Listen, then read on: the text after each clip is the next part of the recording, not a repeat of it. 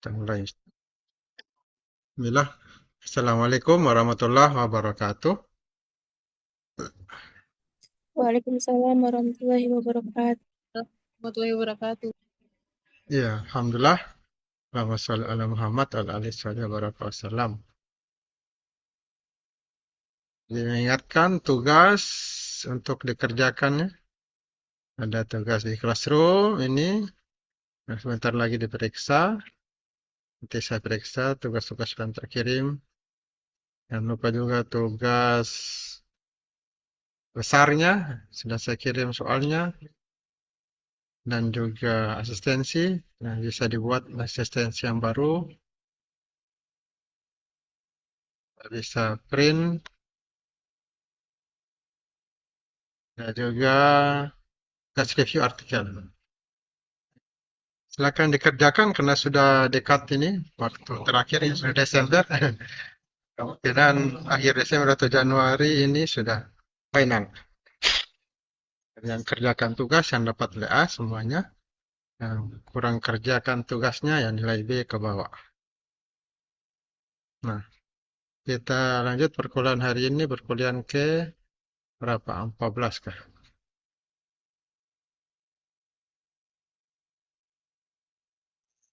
Perkuliahan yang 14 ya.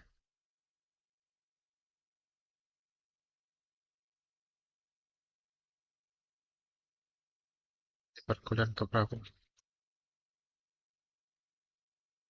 14. Saya buka perkuliahan ke 14. Classroom ada absen juga, silakan diisi. Evaluasi pembelajaran juga di sini. Kepuasan mahasiswa dan evaluasi pembelajaran. Dan materi kita masuk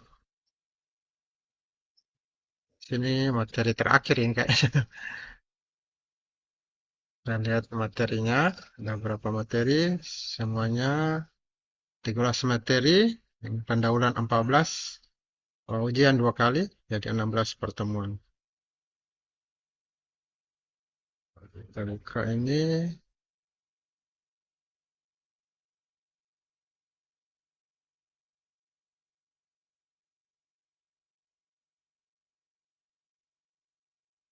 Empat 14 ini apa? Bukan bandar udara.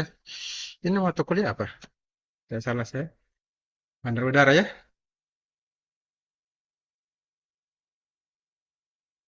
Bandara pertemuan ke-14 ini. Nah, pekan depan selesai materi berarti. Sebelumnya pertemuan 13 ada panduannya ini sudah. Ya, sekarang masuk ke materi 12 perkuliahan ke-14. Nah, kita mulai. Tidak lupa kita sebagai orang beragama untuk lebih berkahnya kita membaca doa dan doa dimulai. Malik yaumiddin ya kana wa iyyaka nasta'in ihdinas siratal ladzina an'amta 'alaihim ghairil maghdubi 'alaihim. Amin ya rabbal alamin. Rabbi israh li sadri wa yassir li amri wa hlul 'uqdatam min lisani yafqahu qawli. Allahumma inna nas'aluka ilman nafi'an wa rizqan thayyiban wa amalan mutaqabbalan. Amin ya rabbal alamin. Nah, kita mulai dari soal. Ya, ini kompetensi yang bisa kita dapat setidaknya ada di soal ini. Dan banyak kompetensi lainnya di materi. Nah, di soal bisa kita lihat setelah mengisi profil mahasiswa, ada pertanyaan yang dijawab dengan jawaban sudah ada di materi ya. Di antara pertanyaannya tentang berapa besar perubahan debit aliran akibat bertambahnya catchment area. Nah, ini kita membahas tentang keairan di bandar udara. Ini ada pengembangan kawasan bandara ini. Kemudian dimensi saluran diperlukan untuk mampu menampung perubahan debit aliran. Dimensi saluran drainase. Nah, bagaimana pengaruh breakwater di sistem drainase bandara? Dan berapa dimensi kolam dan pintu yang akan digunakan? Nah, ini pertanyaannya Nanti kita lihat jawabannya. Ada jawabannya di materi. Kemudian jumlah kapasitas pompa digunakan dan peroperasiannya ada berapa? Nah ini pada kesempatan ini kita membahas bandar udara dari sisi drainasenya ya, pengairannya. Kemudian dari sisi karakter, tadi kompetensi yang akan kita bahas pada pertemuan kali ini. Kalau dari sisi karakter, apa yang bisa diambil dari kisah Nabi Yakub alaihissalam. Nah, kita mulai dari karakter ya, pendidikan karakter. Anda bisa mengklik materinya di sini untuk karakter. Ada kisah Nabi Yakub alaihissalam.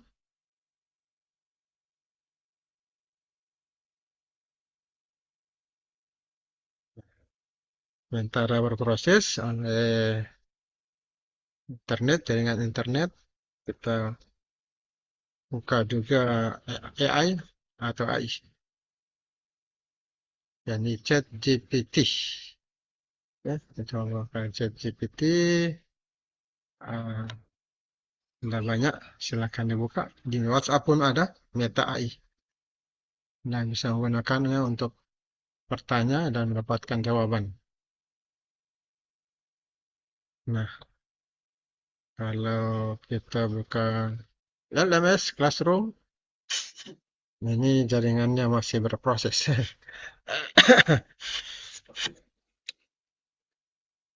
Kalau jaringannya bagus akan mudah terbuka. Kalau gangguan jaringannya ya seperti ini, lambat. Ini sudah masuk. Ternyata sudah masuk. Saya tutup dulu.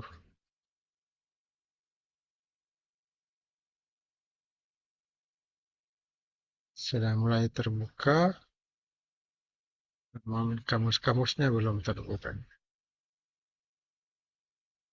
Nah, kita tanya ke ChatGPT. Apa hikmah dari kisah Nabi Yakub alaihissalam? Nah, dia jawab. Pesan hikmahnya. Keteladanan bisa kita amalkan ya. Mudah-mudahan kita menjadi orang-orang yang ahli teknik juga memiliki karakter, ya, memiliki akhlak mulia, budi pekerti yang mulia. Yang pertama yang kita coba contoh itu sabar. Sabar yang luar biasa. Sabarannya tanpa keluh kesah. Dalam menghadapi musibah, sabar ini disertai keimanan akan mendatangkan pertolongan Allah. Yang kedua, tawakal. Yakin penuh pada Allah. Jadi jangan pernah putus asa karena pertolongan Allah datang pada waktu yang terbaik. Kemudian ketika cinta, ya, cinta dan kasih sayang pada orang tua. Jangan lupa orang tuanya. Ya, orang tua sebagai orang tua ya harus menanamkan nilai iman, menanamkan nilai akhlak, kasih sayang dalam keluarga. Kemudian orang tua harus menanamkan nilai ya, dan kita harus mencintai orang tua. Contoh mereka dengan akhlak yang baik. Kemudian pengendalian diri, tidak melampiaskan amarah. Nah, ini harus bijaksana, mampu mengendalikan emosi. Nah, ini ciri orang beriman dan pemimpin yang matang, mampu mengendalikan emosinya. Nah, kemudian berdoa. Nah, ini kita bisa amalkan, selalu berdoa, dan ini sebagai kekuatan utama. Doa ini tempat bersandar terbaik saat manusia tidak punya kemampuan berbuat apa-apa. Kemudian memaafkan, rekonsiliasi. Jadi memaafkan ini membawa ketenangan hati, mempererat kembali hubungan keluarga, saling memaafkan, dan rekonsiliasi. Kemudian yang terakhir, keimanan yang konsisten hingga akhir hayat. Dan inilah warisan terbaik orang tua, bukan harta warisan terbaik, tapi iman dan akhlak, ya, akhlak mulia, karakter, jadi pekerti yang mulia. Jadi saya simpulkan, Nabi Yakub ini mengajarkan kesabaran, keteguhan iman, kasih sayang, keluarga, pengendalian emosi, keyakinan pada Allah. Nah, ini di antara pelajaran yang bisa kita ambil dari kisah para nabi. Karena para nabi adalah orang yang terbaik ya.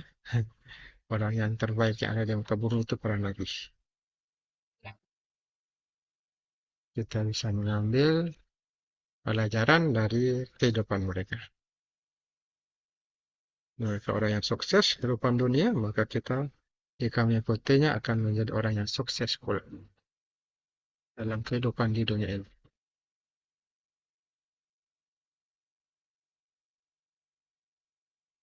Ini ada aktif.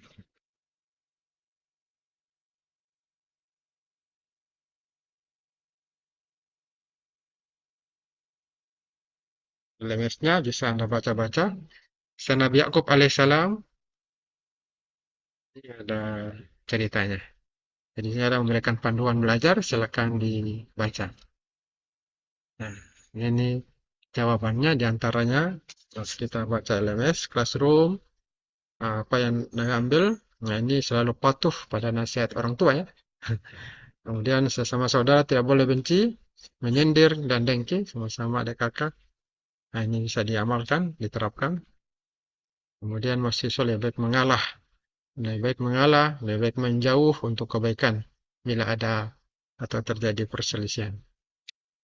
Nah, kemudian kita masuk ke pelajaran karakter. Setelah karakter, kompetensi kita pada kesempatan ini. Nah, sini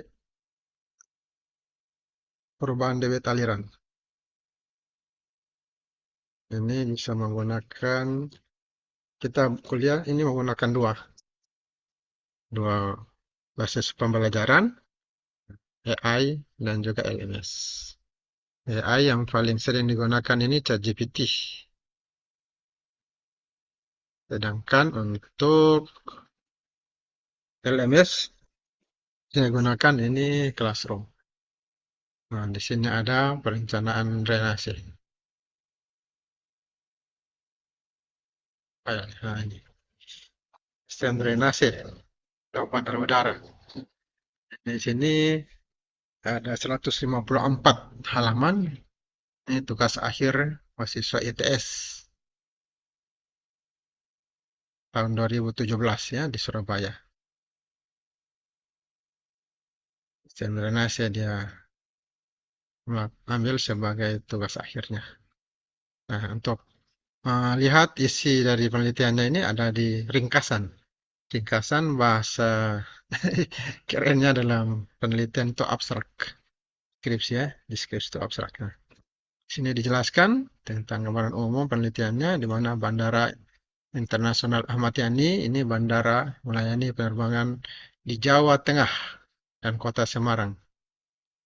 Nah, kebutuhan akan transportasi ini meningkat. Maka perlu perluasan bandara.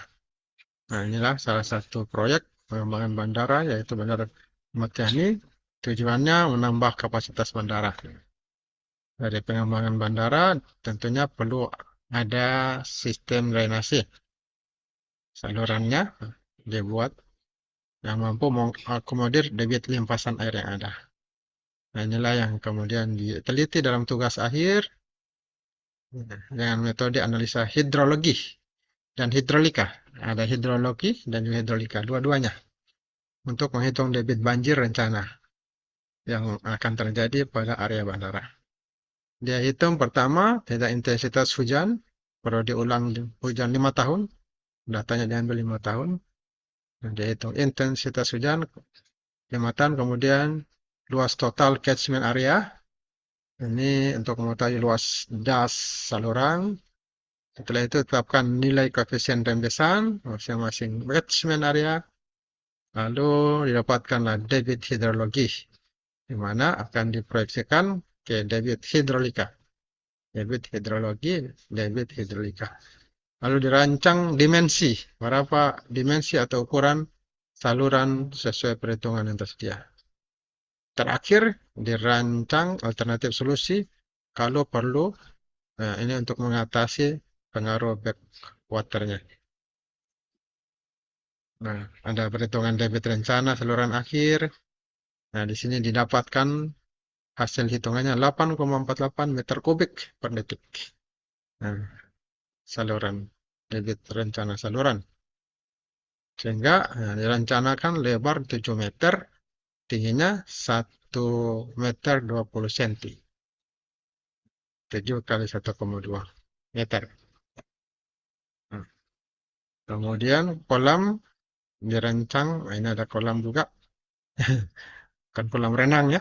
Nah, itu kolamnya drainase 150 kali 80 meter.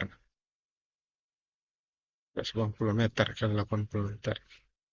150 meter kali 80 meter.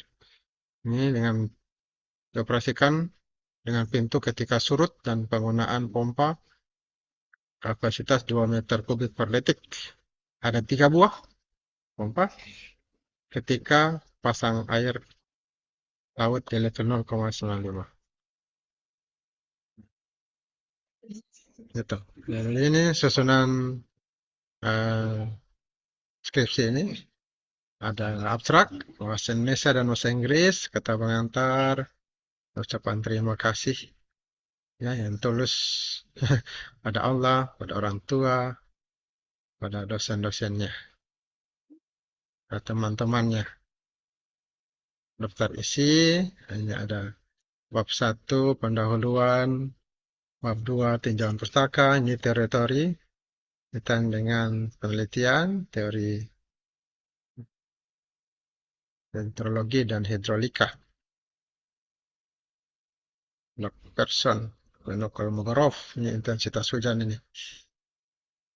Bab 3 metodologi, ini bagaimana dia meneliti, kumpulan datanya, soal pendahuluan, analisanya di sini. Di bab 4, bab 3 metodologinya. Kemudian hasil penelitiannya, bab 4. Nah, ini perhitungannya. Analisa hidrologi, analisa hidrolika. Analisa hidrologi ini analisa curah hujan, frekuensi, curah hujan rencana, uji kecocokan probabilitas, ya. Analisa frekuensi, perhitungan curah hujan, periode ulang, analisa debit banjir. Nah, jadi di bab 4 ini jawabannya. Kesimpulan bab 5, kesimpulan dan saran. Nah, di sini ada daftar gambar, daftar tabel, ya, ini susunan tugas akhir, masuk pendahuluan. Ini mengapa penelitian ini dilakukan? Nah, ini latar belakangnya. Penjelasannya sehingga penelitian perlu dilakukan. Masalahnya apa? Ada 5 di sini masalahnya. Ya, buat batasan masalahnya juga. Tujuan tugas akhir menjawab pengurusan masalah. 4 tugas akhir ini lokasi tugas akhir dia buat juga. Tikornya nih, titik koordinatnya. Akan dia taruh sini. Peta lokasinya di bab 1. Biasanya di bab 3 metode penelitian.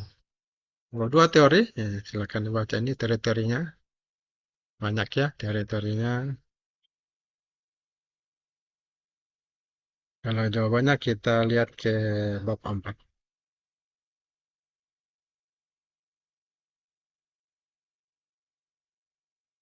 Wah, kalian sudah tercepat ke bab 4. Untuk menambah wawasan silakan dibaca teorinya. Ya, perhitungannya ini luar biasa ini. Teori-teorinya dan juga analisa perhitungannya. Analisa bekuaternya, ya.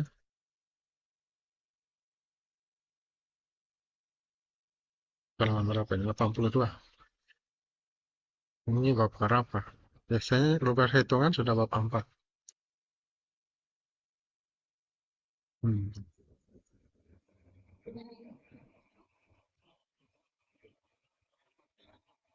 Perhitungan sudah nih.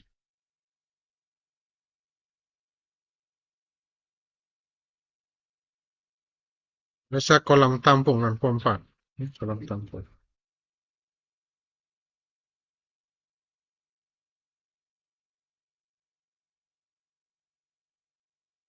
Bisa pompa ini. Kalau pertanyaan bisa kita lihat sini. Debit aliran. Tentang debit aliran. Ya.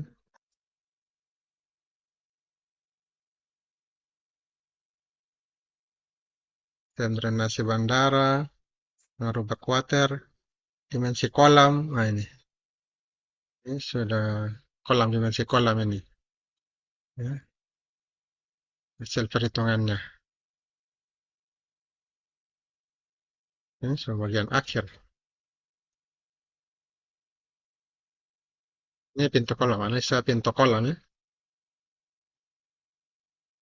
Pintu air kolam, tampung. Hitungan keakibat tekanan air, susunan kolam datar,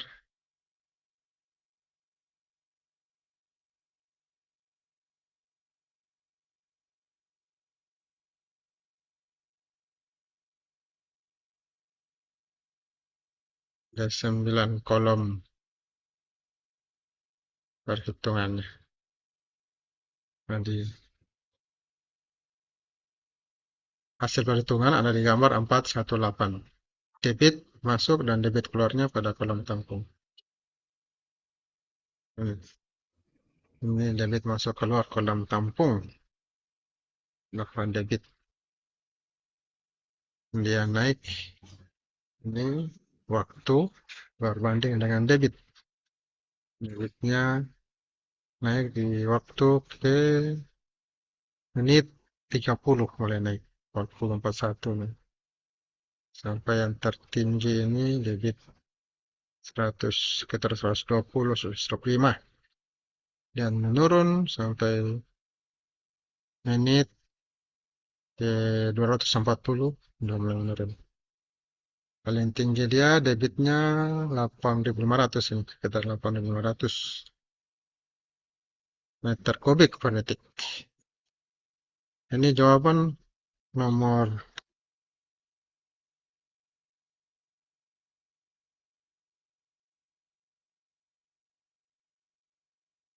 dimensi kolam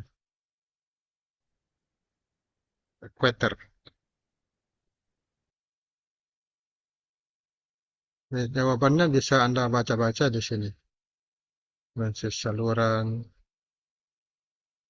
perubahan debit pada aliran, nomor backwater, sistem drainase bandara,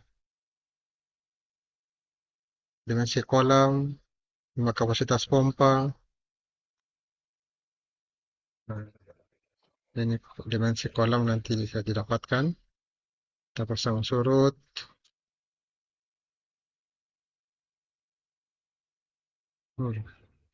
Ini kesimpulannya. Tadi di atas perencanaannya. Ini dapatkan perhitungannya. Dimensi kolamnya 150 meter ke 80 meter.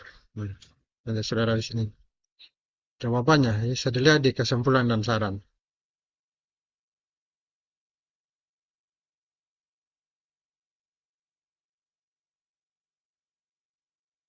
Analisanya bisa dilihat di bab 4 ya. Banyak. Jadi tergantung jaringan, kalau bagus bisa dibaca. Untuk AI bisa kita lihat bagaimana penjelasan tentang pengembangan kawasan bandara.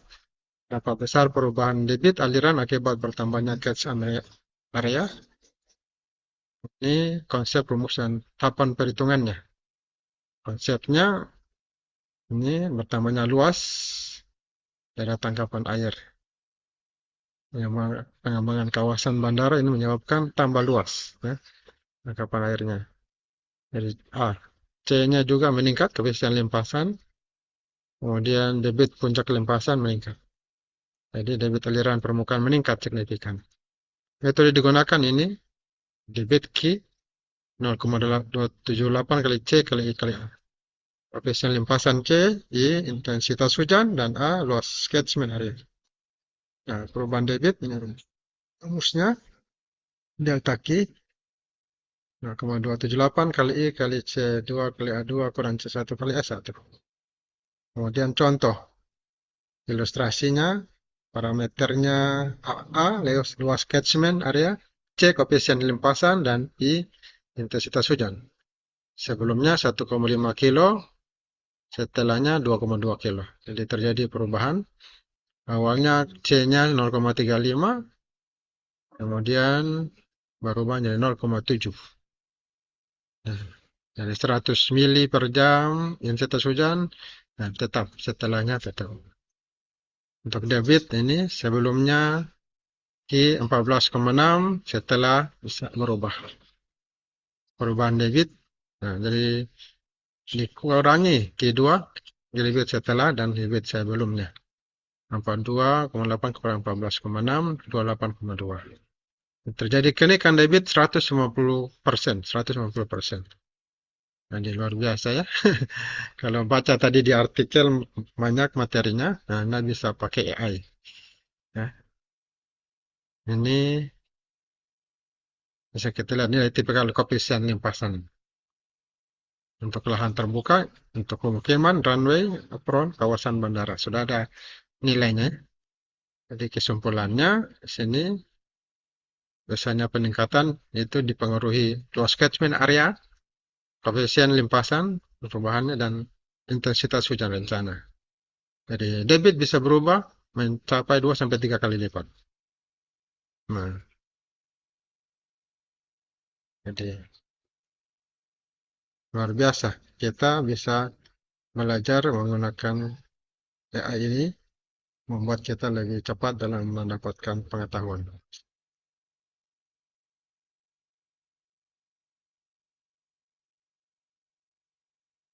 Nah, jawabannya ada di penelitian sistem drainase, karena terlalu banyak dan harus menggunakan internet, maka bisa juga menggunakan AI. Anda bisa menggunakan AI. Yang lainnya juga Anda bisa klik ya, tinggal copy saja, kemudian Anda copy paste ke AI, ke ChatGPT atau yang lainnya, maka akan terjawab. Jadi, jawabannya bisa dua, bisa dari LMS dan juga AI. Nah, ini untuk materi di Classroom sudah ada juga jawabannya.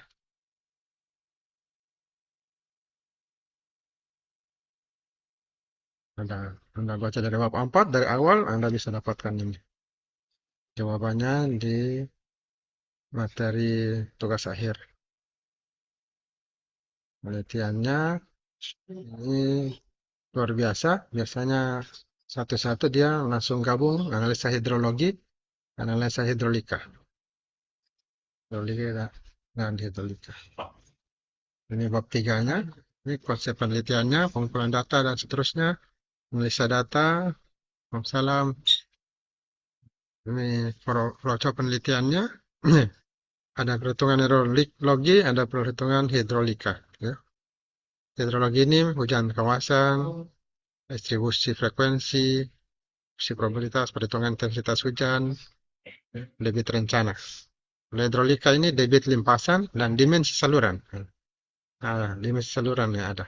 Jadi silakan dibaca. Jadi analisa perhitungan bab 4. Nah, di sini ada jawabannya. Ini panduan kita dalam belajar. Silakan dibaca. Kalau ada yang tidak dimengerti, bisa ditanyakan langsung. Bisa di fakultas, bisa lewat WA juga. Ini jawabannya sudah ada di sini. Dan yang bagus Anda buat penelitian, Anda teliti, nah itu bisa jadi tugas akhir Anda ke depannya berkaitan dengan drainase. Bisa pengalaman dalam analitis. Nah, jadi sekian materi kita. Untuk materi tambahan ini ada saya masukkan manajemen proyek, bisa dewasa dan belajar membaca juga ini huruf-huruf Arab untuk menambah wawasan sedikit. Ya, jadi saya cukupkan demikian dulu panduan kuliah hari ini. Saya cukup tutup dengan mengucap alhamdulillah, alhamdulillah. Kurang lebihnya mohon maaf. Wassalamualaikum warahmatullahi wabarakatuh. Waalaikumsalam warahmatullahi wabarakatuh.